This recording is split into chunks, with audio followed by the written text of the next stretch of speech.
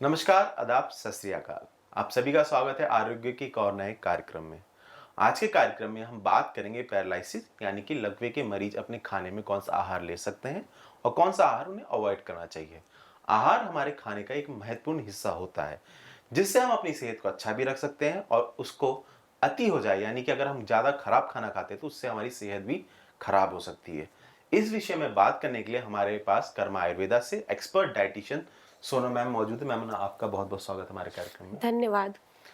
आज के इस कार्यक्रम को शुरुआत करने से पहले मैम सबसे पहले ये पूछना चाहूंगा कि लकवे के मरीज यानी कि पैरालिसिस के मरीज को कौन सी चीजें अवॉइड करनी चाहिए अपने आहार में। सर, जैसे कि हम बात कर रहे हैं अभी पैरालिसिस की, तो जैसे कि हम जानते हैं पैरालिसिस में क्या होता है, पेशेंट को अलग-अलग पॉइंट उसके बॉडी पार्ट्स में पैरालिसिस की दिक्कत होती है, यानी वो हिस्सा चलना या काम करना बंद कर देता है। चाहे वो कभी हाथ होते हैं, कभी हमारे पैर होते हैं, कभी हमारा माइंड होता है, तो बॉडी का आधा पोर्शन या फिर 1/4 पोर्शन होता है। ठीक है, तो उस हिसाब से हमें पर्सन टू पर्सन और patient to patient diet change करनी होती है और खाने की चीज़ें मना या ज़्यादा करनी होती है। बट सबसे ज़्यादा तो ध्यान देने वाली चीज़ होती है वो ये होती है कि पैरालिसिस के पेशेंट को हम कुछ भी ऐसा ना दें जिसकी वजह से कॉन्स्टिपेशन, ब्लोटिंग या गैस की दिक्कत आए या उसको हैवीनेस फील हो। उसको ऐसा ही खिलाएंगे ताकि वो हल्का फील करे, इजी टू डाइजेस्ट फूड हो और जल्दी से वो पच जाए, कब्ज ना होनी चाहिए। कब्ज ना हो। मतलब अगर हिंदी में समझाए तो कब्ज ना हो पेशेंट को, कब्ज से तकलीफ बढ़ सकती है। मैम, इसी के साथ दूसरा सवाल पूछना चाहूंगा कि बोला जाता है कि हाई प्रोटीन डाइट लेनी चाहिए पैरालिसिस पेशेंट को, तो क्या पैरालिसिस के पेशेंट पनीर या फिर डेयरी प्रोडक्ट और हाई प्रोटीन प्रोडक्ट ले सकते हैं। सब पैरालिसिस के पेशेंट को हाई प्रोटीन इसलिए दिया जाता है क्योंकि प्रोटीन हमारे टिश्यू बिल्डअप में बहुत हेल्प करता है। वहीं पनीर, सेम वही बात है, अगर वो पनीर फुल फैट मिल्क यानी बफेलो मिल्क से बना है तो उसमें फैट कंटेंट ज़्यादा होगा, प्रोटीन उतना नहीं होगा। अगर हमें लो फैट मिल्क से बना हुआ पनीर मिलता है या फिर जिसे आजकल हम कह रहे हैं प्लांट बेस्ड पनीर यानी कि टोफू, टोफू खाने में कोई इशू भी नहीं है और टोफू खाने से हमें प्रोटीन इंटेक ज़्यादा मिलता है और फैट इंटेक बहुत मिनिमम होता है। और पनीर भी अगर खा रहे हैं तो 80 टू 100 ग्राम्स हम रेगुलर बेसिस पे पेशेंट को दे सकते हैं। प्लांट बेस्ड पनीर जैसे सोयाबीन पनीर हो गया, टोफू हो गया और कई सारे जो प्लांट बेस्ड प्रोटीन होते हैं जिनमें फैट की मात्रा कम होती है, जी वो ले सकते हैं। जी मैम, बहुत अच्छे तरीके से आपने बताया कि लो फैट वाले आप चीज़ें ले सकते हैं जिसमें हाई प्रोटीन हो सकता है।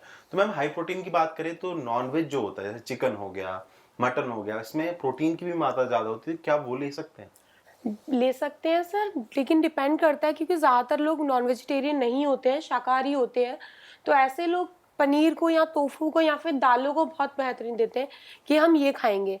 लेकिन अगर वो नॉन वेज लेना चाहते हैं तो चिकन सूप बहुत अच्छा है सर, क्योंकि उसमें फैट कंटेंट ऑलरेडी होता है। अगर उसमें हम ज़्यादा ऑयल या स्पाइसेस डालेंगे तो उसका फैट कंटेंट बढ़ जाएगा, लेकिन प्रोटीन उतना ही रहेगा जो कि कोई फ़ायदेमंद नहीं है। तो आप एग सूप लीजिए या फिर एग वाइट लीजिए या चिकन सूप लीजिए, बहुत अच्छा है इसके। चिकन को बॉईल करके ले सकते हैं क्योंकि उसमें बिल्कुल। फैट नहीं होगा। जी जी मैम, ये बहुत अच्छी तरीके से आपने बताया कि चिकन को हम बॉईल करके ले सकते हैं, बॉयल चिकन खा सकते हैं। चिकन ब्रेस्ट में मेरे ख्याल से सबसे कम जी फैट होता है, तो वो ले सकते हैं। जी, चिकन ब्रेस्ट का सूप तो सबसे बेहतरीन है, या फिर एग वाइट का सूप अगर हमें हाई प्रोटीन डाइट लेनी है या फिर बॉडी में किसी टिश्यू बिल्डअप में हेल्प करवानी है। वेजिटेबल की बात करते हैं मैम, वेजिटेबल तो मेरे ख्याल से सारे ही खा सकते होंगे। ऐसा कोई वेजिटेबल है जो अवॉइड करना चाहिए। नहीं सर, सारी वेजिटेबल्स खाइए, अच्छे से खाइए, बल्कि वेजिटेबल ज़्यादा क्वांटिटी में अपनी खाने में शामिल कीजिए। दालें ज़्यादा क्वांटिटी में हमारी खाने में शामिल होनी चाहिए, एक बेहतर और एक हेल्दी लाइफस्टाइल के लिए। क्योंकि दाल में मेरे ख्याल से प्रोटीन की मात्रा ज़्यादा होती है तो जी और फाइबर भी ज़्यादा होता है, जी तो इसलिए हमको दाल लेना चाहिए। मैम, इसी के साथ सीजनल जो वेजिटेबल्स होती हैं वो मेरे ख्याल से ज़्यादा फायदेमंद होगी, जी अगर आप इसके बारे में थोड़ा बताना चाहें। सर, सीजनल वेजिटेबल इसलिए ज़्यादा होती है और इतने ज़्यादा फायदेमंद होती है क्योंकि सर सीजनल वेजिटेबल हमें उसी मौसम की मिलती है, लेकिन अनसीजनल होती है तो वो हमें कोल्ड स्टोर यानी कि एक प्रिजर्व्ड फूड होते हैं एक तरीके से, कि वो बहुत टाइम से रखी हुई हैं, उनमें केमिकल यूज्ड हुआ है, उसके बाद हम घर में बना रहे हैं, तो वो हमारी हेल्थ के लिए और ज़्यादा हार्मफुल होती है। इसीलिए हम ज़्यादातर अपने पेशेंट को सीजनल वेजिटेबल या सीजनल फ्रूट्स के लिए बोलते हैं कि वो खाइए तो आपकी हेल्थ भी ज़्यादा बेटर रहेगी। मैम, अगर फ्रूट की बात करी आपने तो कौन से फ्रूट ले सकते हैं और कौन से फ्रूट अवॉइड करने चाहिए।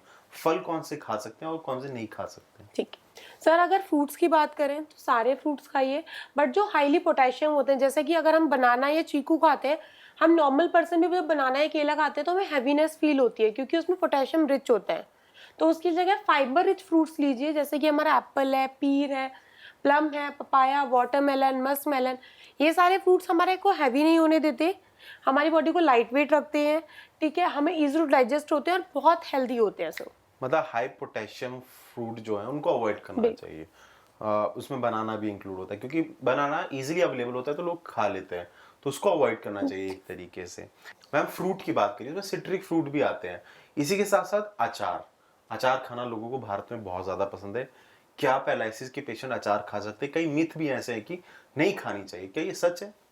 जी, बिल्कुल सच है, क्योंकि अचार को जब भी हम बनाते हैं उसको प्रिजर्व करने के लिए हम बहुत ज़्यादा स्पाइसेस स्पेशली सॉल्ट यूज़ करते हैं। और कोई भी चीज़ जब बहुत ज़्यादा सॉल्ट या शुगर के साथ प्रिजर्व किया हो तो किसी भी पेशेंट को नहीं लेना चाहिए, चाहे वो पेशेंट हमारा पैरालिसिस का हो, किडनी का हो या किसी भी ऑर्गन डैमेज का हो।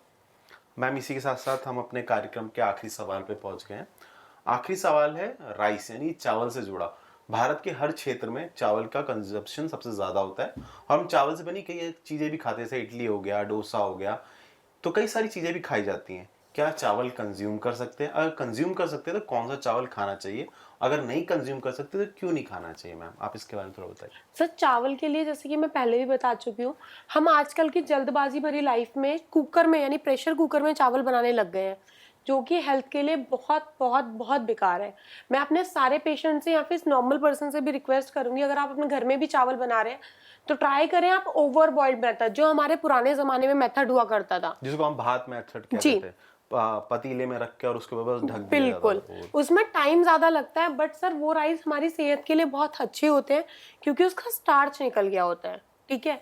स्टार्च हमारी बॉडी के लिए अच्छा नहीं होता, मैं कितने पेशेंट को बता चुकी हूँ, बट नहीं, उनको आलू खाने होते हैं, चावल भी प्रेशर कुकर से खाने होते हैं। सर, अगर हम स्टार्च को ही अपनी बॉडी से निकाल देंगे या फिर स्टार्च को अपने फूड से निकाल देंगे तो ज़्यादा बेहतर है। स्टार्च में कोई न्यूट्रिएंट नहीं होता है, ठीक है। अगर लेकिन फिर भी अगर आप चावल खाना चाहते हैं, ओवर बॉइल्ड मेथड या फिर आप जैसे आपने कहा भात बनाने के मेथड, वैसे खाइए, ठीक है। और डेली बेसिस पे आप आराम से 80 टू 100 ग्राम्स राइस ले सकते हैं। मतलब एक बॉल राइस के करीब आप बिल्कुल। ले सकते हैं। मैम आप हमारे कार्यक्रम में आए इसके लिए बहुत बहुत धन्यवाद। अगर आपको भी पैरालिसिस की समस्या है तो आप कर्मा आयुर्वेदा से संपर्क कर सकते हैं। नीचे दिए गए नंबर पर आप कॉल भी कर सकते हैं। यहाँ पे एक्सपर्ट डॉक्टर, डाइटिशियन और योगा आचार्य आपको मिलकर अच्छा इलाज देते हैं, जिससे आपकी पैरालिसिस की समस्या दूर हो सकती है। आज के कार्यक्रम में इतना ही। मैं आप सभी से इजाजत चाहूंगा। नमस्कार।